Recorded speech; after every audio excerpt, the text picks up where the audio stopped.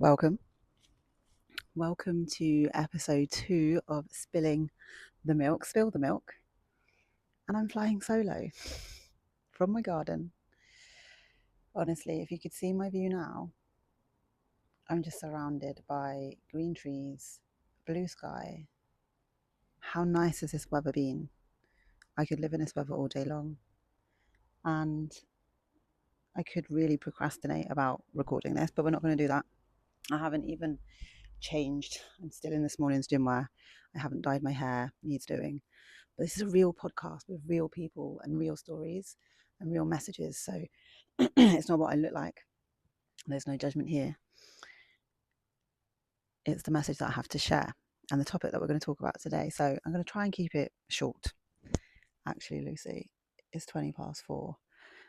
Let's keep it to a 20-minute minimum because I can go off on a tangent. Just spend me. So I'm on my own because Dan is doing a course this week. And obviously we've just launched the pod, which is really excited. And you guys have given so much feedback from the first episode, which we absolutely love. And I didn't really want to keep it 2 weeks. I didn't want to keep you guys hanging because like I'm in the momentum. I'm just kind of that person. Once I'm in the flow, I want to get going. So I was like, yeah, just chuck me the tech. I am not tech savvy whatsoever. And it holds me back in so many places, which is a story that I've created, but not anymore. So I was like, Dan, just, send me the mics. How hard can it be? I just start filming. I do this every day on my content. And 45 minutes could not get the mics to work. So here I am with my little cheapie, hoping it does the job, hoping you guys can hear me. Testing, 1, 2. I think it was an Amazon jobby. So let's pray that this next 20 minutes isn't a failure and all records and you can hear me loud and clear. Welcome to episode 2. The topic of today, and I always like to talk about like stuff that comes up in my life, and then when I feel into that, I feel a lot of people kind of reach out to me about the same topic, and I'm like, whoa, like the collective is all kind of feeling the same thing. And the topic I want to talk about is, when did we stop asking why? Why do we just take the answer as the final answer as adults? I mean, if you look back to when we were children constantly ask why. And as parents, if you are a parent yourself, you will feel like that is quite annoying and be like, stop asking me why. Like, this is just the way it is. Well, no, like, listen to what we're saying. They're asking why because they are so fucking curious about this world. In their mind, anything is possible because they are not yet conditioned, right? Anything is possible. I want to be Spider-Man. I want to be a mermaid. I want to be a princess. Why the hell would they think that they couldn't? Why? Why is that not possible? Why is it not achievable? So if you told them that they can't, their instant reaction is to ask why. They want an explanation. And somewhere along the line, from children through the schooling system and conditioned, and from experiences and parents and caregivers and friends, we stop asking that and we just take the answer as a final, which I find is really sad. We lose our curiosity as adults. We lose the fun when we should have it like throughout our whole lifespan, and it gets lost. I have got notes here, by the way, because like I will go off on a tangent. So it all stems back to business. Like if I had listened to everyone else's fears, where would I be today? So if we roll back to 2 years ago, it'd be 3 years in January, I think. Fuck, is it 3 years in January? I went self-employed. I worked for the council. Very good job, very cushy. I really enjoyed it. Nice people, the majority, nice people. And like, I had my awakening, which if you haven't had an awakening or you don't really know what I'm talking about, I don't know if this is what they call like midlife crisis, but I was just like, I am made for more than what I am currently doing. And in my body, I physically feel like I need to go and pursue that, no matter what consequences were at the end of it, or who I had to make feel uncomfortable in order to get there. I just knew, like, this is not me, this is not my life. I need to do more. And I was working in a kitchen, so the whole PPE, which I've kind of had my whole life, which I do feel like, not even just as a woman, but anyone in general, kind of strips you of your identity. Like, you can't have makeup, you can't have nails. Not that I'm a girly girl anyway. Like, I've been self-employed nearly 3 years, and I don't really wear makeup. I don't really. My nails are banging, but I don't go and have pedicures or manicures regularly anymore. But the choice to, like, I wasn't allowed. There were so many rules that come with it, and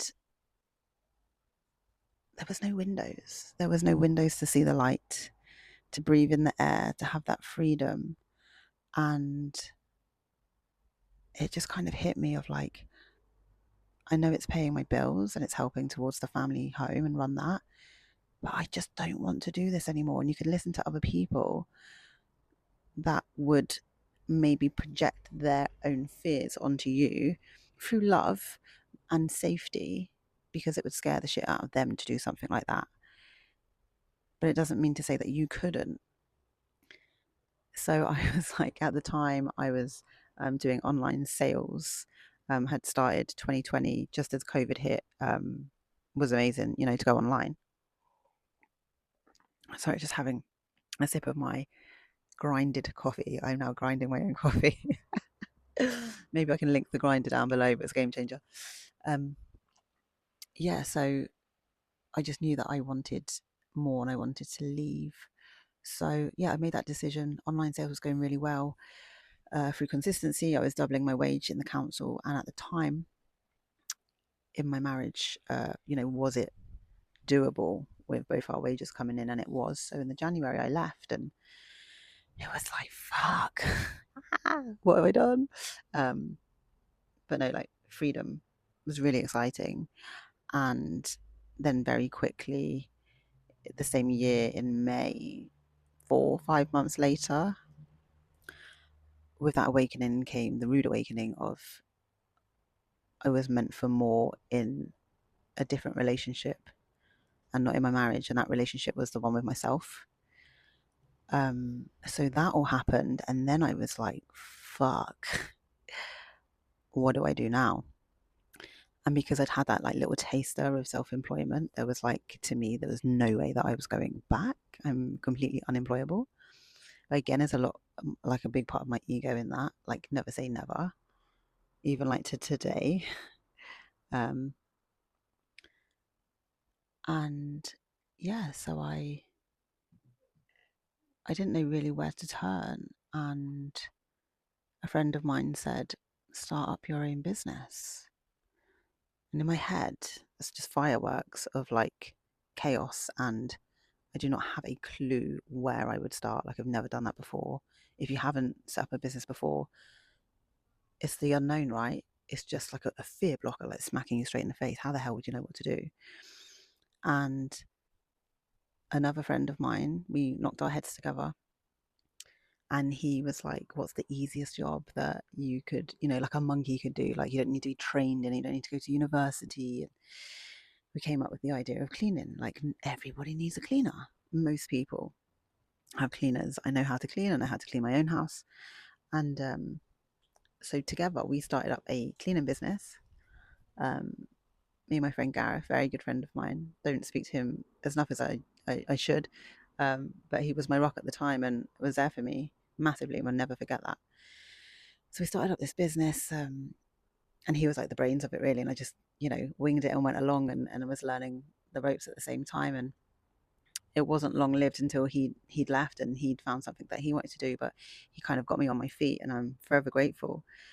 And yeah, and I'm still doing that now, 2 years later. Have some amazing clients that I've really grown a relationship with, like a close relationship, and you kind of get to know their lives, and they've seen me through my journey. I can't tell you how many times in 2025 I cried my eyes out in their houses that they do not know about, because they're either on the golf course or on holiday or at work. But yeah, it was a huge part of my healing journey.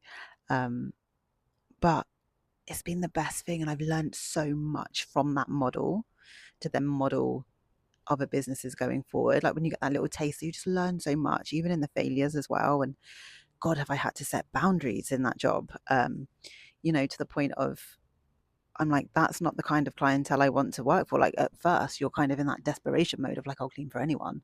And you do free work to begin with and get that social proof and for friends and family, cheap rates.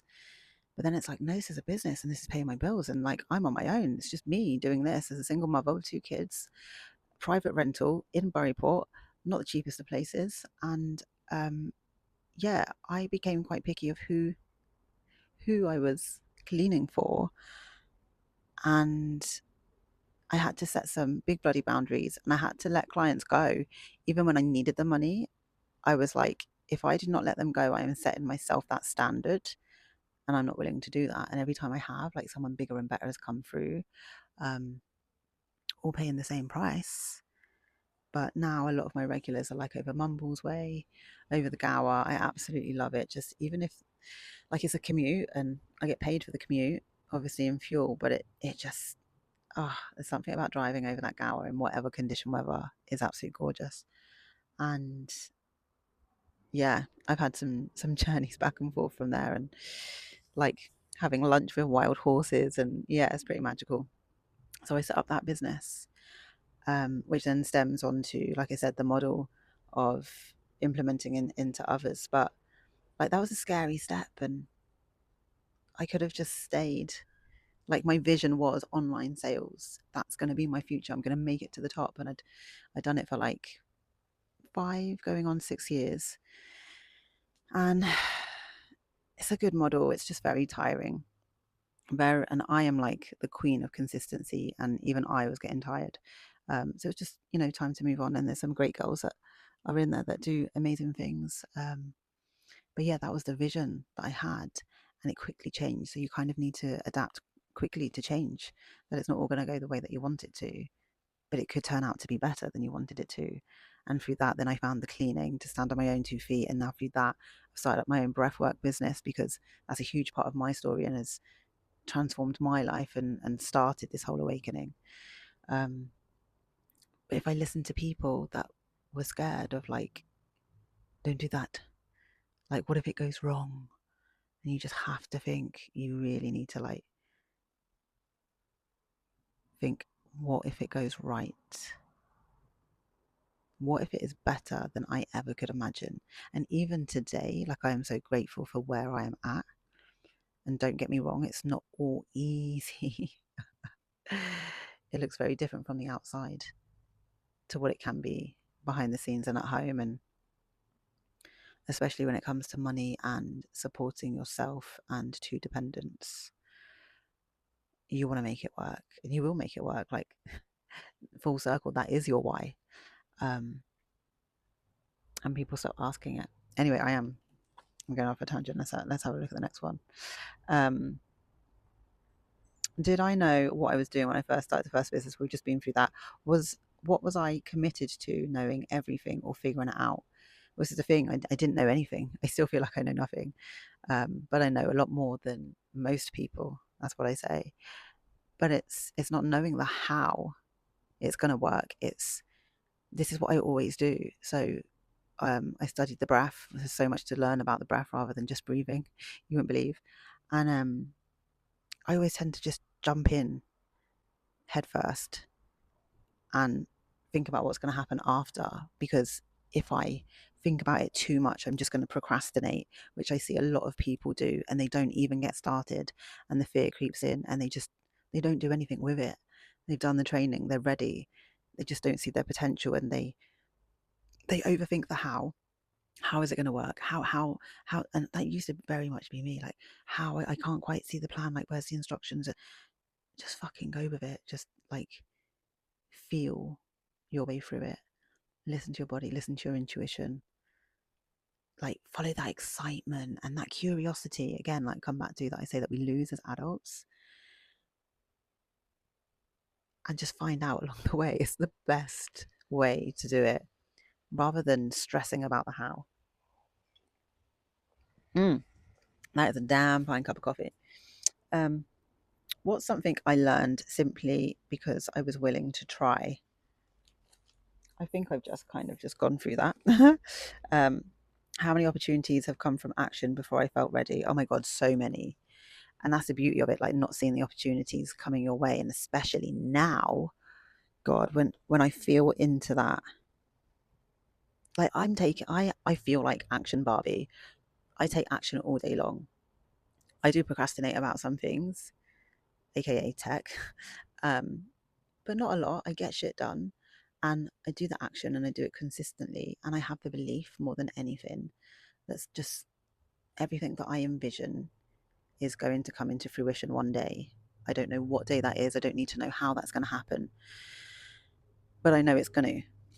And when I'm grateful that it's already happened, not like when that happens. Like I'm grateful now for what was I thinking in the car earlier? Like if somebody, I'm going to go off on one now. Imagine if somebody said to you, so say like your ultimate dream was like, I don't know, limitless money in the bank. And somebody told you that you would get that in your life, in this lifetime. You just don't know when that's going to happen.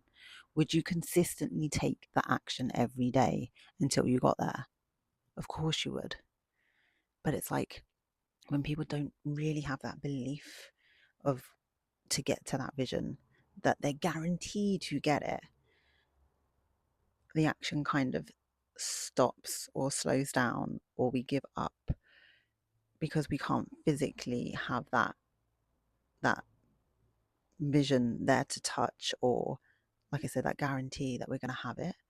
Um, but it's taking the action and just knowing that it's the same as the gym. Getting up, going to the gym, putting in the reps.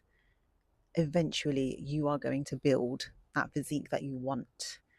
Like it's guaranteed. That is guaranteed. But there's so much evidence based around it. But you have to show up and take that action every day with 2 rest days, obviously. I know the rest days kill us, so we're like, no, why? I'm learning to lean into the rest days now. Okay, so how are we doing for time, Lucy? 36, started at 16. Wow, it's a good 20 minutes already. Sheesh, that's gone quick. Why do people discourage others from taking risks? Well, they're just projecting their own fears, and it's only protection if they love you. Is it always because they don't believe in us? Some people, don't get me started on the haters, but they will watch. They love to watch. So take that and use it as fucking fuel. How can we tell the difference between genuine advice and projected fear? Like I sense energy through people a lot. Like I can walk into a room and just sense who is good and bad within 10 minutes. I'm like, good egg, bad egg. And not like in the sense of bad, like we're here with neutrality as well. But like not everyone's your cup of tea and that's fine. I'm not everyone's cup of tea and I have to accept that. That's fine. But genuine advice, I think, is from people that have had the experience. You can just feel when someone is a genuine soul and they really want to see you succeed. Um, and yeah, projected fear, I don't know, I just have like a sensor. I can pick it up straight away in language, people's body language. I think over time it's just something that you pick up. um have I ever projected my own fears onto someone else? Oh, probably, and maybe subconsciously as well, more so with my children. um yeah, I probably have, but I do try to turn that around because I'm very mindful of what they can pick up from me now, because they're like sponges, especially under the age of 7. So yeah, I do kind of watch what I say because I don't want them to pick up, because yeah, they like I said, they are like sponges. They will pick that up without me even knowing. Like, this is going off on one now, but sometimes I'm in situations or environments and I can hear parents speaking to children, and I just have to step away. It's just like noise. Like they're not shouting, but like the language that's coming out of their mouths, and that they're like completely unaware of what they're projecting onto their child. And I'm just like, if that's just like 1 minute of what I'm seeing in a public space, like, yeah, it's not even worth thinking about like where that's going to go. Um, right. I'm coming towards the end because I know I'm just going to speak a little longer. Um, how often do I hear clients repeating beliefs they've never questioned? Yeah, so within the breath work, just touch a bit base on the breath work as well. So it was June 2025. I'd sold my family home after we'd split, and breathwork had changed my life, starting 2023, at the end, sorry, in the December. And it really opened up a space in me for this awakening to happen. Like, my awareness was just so much heightened. Clarity came to the surface. Like, if I'd felt unhappy in my relationship for years, I certainly wasn't afraid to voice that after my breathwork experience and awakening. Once it had settled, it's kind of like you find your voice. And I think that's what scares a lot of people about coming to breathwork, because then it could mean change, and then fuck, like, everything is changing, my world's changing, and we want change so much. But sometimes our nervous system is so familiar with feeling in that kind of pain or like stuckness, it's asking for change. But when it comes to it, it's like, no, no, no, no, wait, wait, wait, wait, wait. It's like the Matrix, take the green or the red or the blue pill. So that happened, and I couldn't unsee it. That transformation is the quickest transformation I'd ever had, and it was purely all through breath. And I could not share that with the world. I was just like, how has this had such an effect and impact on my life, watching everything transform, of me leaving and then moving out of the house. And even now, like, being here alone, going through that dark year of 2025 like I did, trying to find community, building myself back up, getting into the gym, which I was already in, but then I was like completely focused, and starting my cleaning business. The next step was the breath work. I wanted to help people transform. When I'd spoken about my separation, so many people came forward with the same story, but was hiding behind the screen, whereas I was in front of the screen sharing, because I don't know, I like to share, I like to be seen, I like to inspire other people. And yeah, so I invested. I like to invest big in myself. And in the October, we'd finished, and I just went straight in doing one-to-ones. Not even group. I was like, let's do one-to-ones. And it stemmed from there. And here we are now in July 2026. And I'm doing beach breath down on the beach. I have room hire, where I do conscious connected, which is kind of like the journey that I came through for that deep transformation. I have regular one-to-one calls.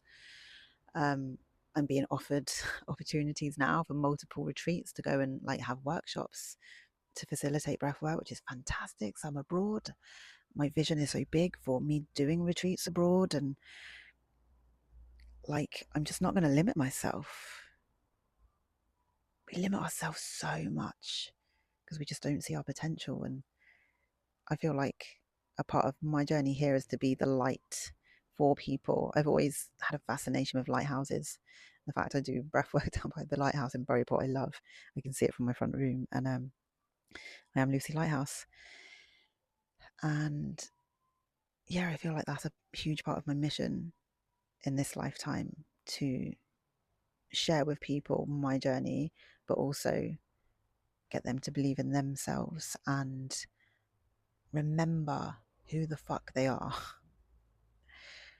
without those mind critters of what other people think of you, because that is just purely self-judgment, projection of fear. It's like fear is an invisible blanket, but we know it's there, and it just stops us in our tracks of whatever we want to do. And it's the scary thing of the unknown. And once you walk past it and you look behind yourself, you kind of see the old version of you, yet you've just walked through this invisible veil of what we call fear, and you can like see yourself on the other side of it, shit scared, and you've walked through, and then seeing the success on the other side. It's the same as like when you're fearful of a roller coaster and then you go on it and you have the fucking best time of your life, and then you go on it 100 times after until you're sick. It's like, what was I fucking fearing? Like, what was that about? It's an invisible veil, and we just walked through it. And now we have everything we want. Okay, maybe not everything, but it's a stepping stone in the right direction. And there will always be bigger fears after that. But you build so much evidence base of like, it wasn't as bad as what I thought it was going to be. I've walked through so many fear blankets. It's unbelievable. And it just does tend to get easier. Now you just kind of just run with your head like, coming through. And people look at me and be like, oh my God, really? Would you do that? And I'm like, yeah. And I say it like, yeah. But me 5 years ago would be like asking the question, oh my God, are you going to do that? You just forget how far you come. Yeah. So if somebody, wrapping it up, if somebody questions you on your decisions, or even you making a decision and somebody blocks it, says no, says it's not doable, then please just remember this podcast and ask yourself why. Why is that not doable? Why? Why? Just go back to being that childlike version of you when you were about 4 or 5, and somebody saying no to you then when you thought everything was completely possible. And just ask why? Why not me? Why not me? Why the fuck not you? Why? Who says that? Who's made the rules? I've lived by the rules so much in my life, all throughout school. I was like teacher's pet, goody two shoes. Even through like my 20s and stuff, I'd always go by the rule book. Who made those rules? I know there's rules, for safety and stuff, and I'm not saying like you should be complete arse about it, but when it comes to your growth, I'll always question why, and I'll just do it my way, because no way is way.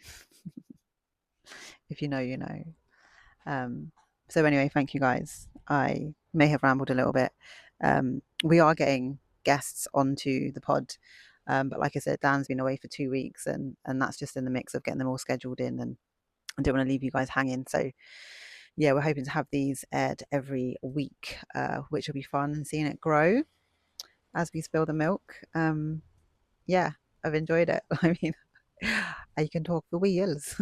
But yeah, I'm gonna wrap it up there, and just let us know your feedback. The feedback's great, like what topics you want to hear and what you want our guests to speak about. And yeah, I would love to hear from you. If you want to be on the pod, we're actually making an application process, so that'll be live on our Instagram and probably links on all our platforms. So yeah, going forward, it'd be nice to see some brand new faces and brand new businesses and brand new real stories. I will catch you soon. Over and out.